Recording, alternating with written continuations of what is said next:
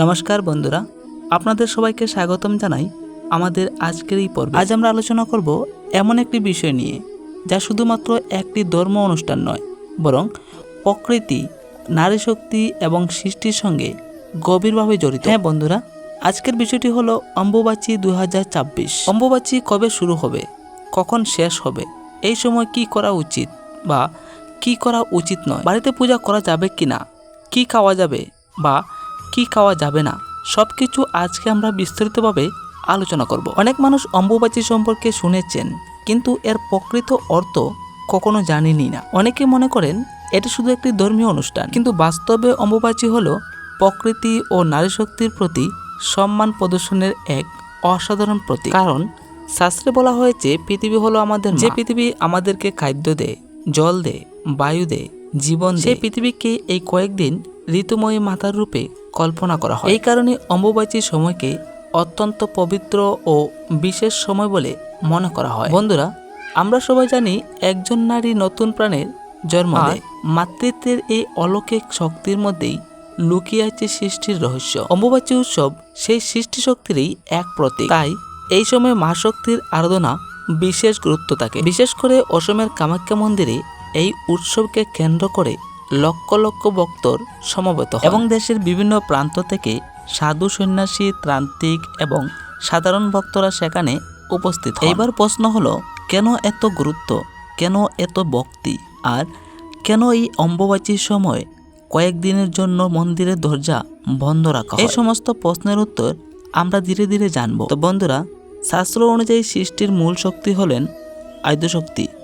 তিনি কখনোই দুর্গা, কখনোই কালী বা কখনো পার্বতী, আবার কখনো কামাখ্যা রূপে পূজিত হন। তাই এই শক্তির সমগ্র বিশ্ব ব্রহ্মাণ্ডকে পরিচালনা করে, আর এই শক্তি ছাড়া সৃষ্টিও অসম্ভব। অম্বুবাচীর মূল ভাবনা হলো সেই স্মৃতিশক্তির প্রতি শ্রদ্ধা নিবেদন। আজকের এই আধুনিক যুগে অনেকে এই আচার অনুষ্ঠানকে কুসংস্কার বলে উড়িয়ে দেন, কিন্তু যদি গভীরভাবে দেখা যায় তাহলে বোঝা যায় যে এর মধ্যে লুকিয়ে আছে প্রকৃতির প্রতি সম্মান, নারীত্বের প্রতি শ্রদ্ধা এবং জীবনের প্রতি কৃতজ্ঞতা। আমার প্রিয় ভক্তগণ, অম্বুবাচী শব্দটি কোথায় থেকে এসেছেন জানেন? অম্বু শব্দের অর্থ হলো জল, আর বাচী শব্দের অর্থ হলো উদ্ভাসিত হওয়া, অর্থাৎ প্রকৃতির মধ্যে সৃষ্টি শক্তির প্রকাশ্য হলো অম্বুবাচী। এই সময় বর্ষাকাল শুরু হয় আর মাটির উর্বরতা বৃদ্ধি পায়, প্রকৃতির নতুন প্রাণ ধারণের জন্য প্রস্তুত হয়।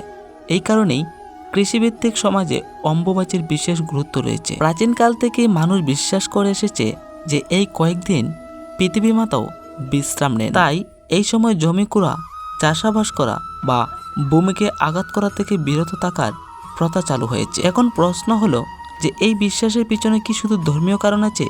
না বন্ধুরা, এর পিছনে অনেক বড় একটি প্রকৃতির মূল সম্পর্ক রয়েছে। বর্ষার শুরুতে মাটিকে কিছুটা বিশ্রাম দেওয়া এবং প্রকৃতির স্বাভাবিক পরিবর্তনকে সম্মান করা, এটিও একটি গুরুত্বপূর্ণ দিক। তো ভক্তগণ, এবার আমরা জানব অম্বুবাচীর সঙ্গে জড়িত থাকা সবচেয়ে বিখ্যাত পৌরাণিক কাহিনী। পুরাণে বলা হয়েছে রাজা দক্ষ নাকি একবার বিশাল যজ্ঞের আয়োজন করেছিলেন, কিন্তু তিনি নিজের জামাতা মহাদেবকে আমন্ত্রণ জানাননি। আর এই অপমান সহ্য না করতে পেরে দেবী সতী যজ্ঞস্থলে উপস্থিত হন এবং সেখানে তিনি আরও অপমানিত হন। অবশেষে নিজের পিতার এই আচরণ সহ করতে না পেরে তিনি যুগাগ্নিতে আত্মহত্যা দেন এবং সতীর মৃত্যু সংবাদ শুনে মহাদেব ক্রোধে উন্মত্ত হয়ে তিনি সতীর দেহ কাঁধে নিয়ে তাণ্ডব নৃত্য শুরু করেন।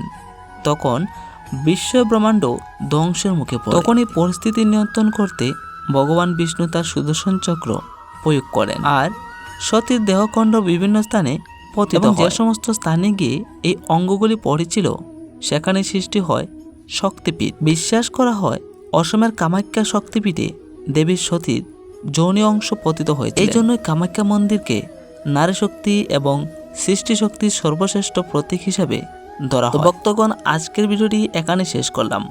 ভিডিওটি যদি ভালো লেগে থাকে তাহলে লাইক করে চ্যানেলটিকে সাবস্ক্রাইব করে আর কমেন্টে লিখুন জয় মা কামাখ্যা।